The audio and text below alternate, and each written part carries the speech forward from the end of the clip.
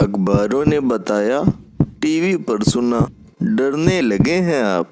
हिंदुस्तान में ये कैसा डर है? 130 करोड़ लोगों के देश के प्रधानमंत्री को गालियां देते हुए आप दहाड़ रहे हैं टीवी पर, सभाओं में। उसके बाद भी आप कहते हैं आपको डर लगने लगा है। 100 करोड़ लोगों की श्रद्धा गाय माता को सड़कों पर काट कर शहर की हर गली में गाय के मांस की पार्टी करते हुए कहते हैं कि गाय खाऊंगा। किसी की हैसियत नहीं कि रोक सके, और आप कहते हैं कि आप डरने लगे। टीवी डिबेट में 22 लाख सैनिकों से सुसज्जित भारतीय सेना को चीख चीख कर बलात्कारी और हत्यारा कहते हैं, फिर भी आप जिंदा हैं और आप कहते हैं कि आप डरने लगे। भारत के जवानों के मारे जाने पर जेएनयू में जश्न मनाते हैं, भारत की बर्बादी के नारे लगाते हैं, फिर भी आप भारत में शान से जिंदा हैं। क्यों झूठ बोलते हैं साहब कि आपको डर लगने लगा है?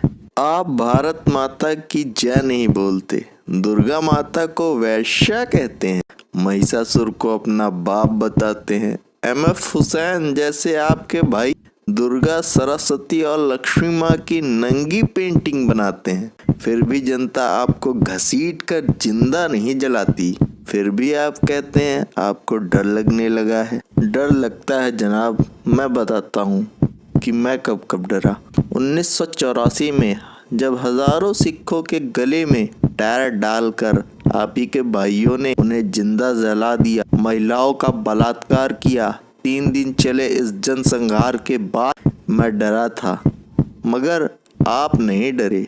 क्या आप जानते हैं आपकी बिरादरी के कुछ भांड भोपाल में उसी समय पुरस्कार ले रहे थे। 1989 में जब कश्मीर में हिंदुओं के घर पर नोटिस चिपकाई गई, अखबार में छपा, हिंदुओं कश्मीर छोड़ दो और अपनी बहन बेटियां हमारे लिए छोड़ दो, मैं डरा था, मगर आप नहीं डरे। जब कश्मीर में इस्लाम स्वीकार करो या मरो के नारे के साथ 3 माह की बिटिया का बलात्कार कश्मीर के चौराहे पर उसकी लाश टंगी मिली और उसकी माँ को औरंगजेब की औलादें महीनों नोचती रहीं, मैं डरा था। जब अल्लाहू अकबर के नारों के साथ रामलाल के उस चंदन लगे माथे पर अहमद ने कील ठोक ठोक कर मार डाला जो रामलाल अहमद का पड़ोसी था, उस दिन मैं डरा था, मगर आप नहीं डरे। 4.5 लाख लोग कश्मीर में अपने घरों से भगा दिए गए, वो जीवित गवाह हैं इस डर के।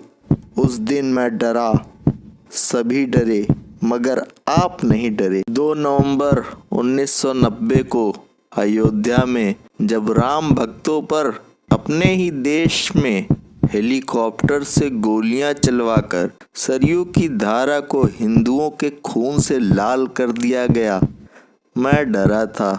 जब महीनों बाद तक राम भक्तों की गोलियों से छलनी लाशें सरयू नदी में मिलती रहीं, मैं डरा था, मगर आप नहीं डरे। 27 फरवरी 2002 गोधरा में जब मस्जिदों से ऐलान हुआ कि जिंदा जला दो काफिरों को, और ट्रेन में बंद करके अल्लाहू अकबर के नारे लगे, 60 राम भक्तों को जिंदा जलाकर कोयला बना डाला गया। उन जलती हुई महिलाओं, बच्चों, बूढ़ों की चीखों से मैं डरा था, मगर आप नहीं डरे।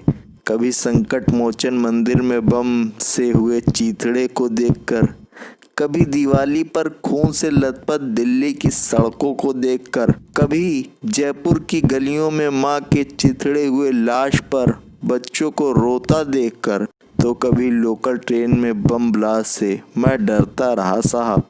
आपकी इटालियन अम्मी आतंकवादियों की लाश पर फूट फूट कर रोती रहीं, मैं डरता रहा, मगर आप नहीं डरे, क्योंकि आप व्यस्त थे याकूब और अफजल जैसे आतंकी की फांसी रुकवाने के लिए, आधी रात को कोर्ट खुलवाने में। एक आतंकवादी की फांसी को हत्या बताने में। उस दिन आप नहीं डरे क्योंकि आप व्यस्त थे जिहादियों को अपना बाप बनाने में। आपके शब्दकोश में मॉब लिंचिंग 2014 तक नहीं आया था क्योंकि हमें डराने वालों ने आपको हड्डियां बहुत खिलाई थी। अचानक 2014 में एक सन्यासी आया जिसने मेरा डर खत्म किया और आप डरने लगे।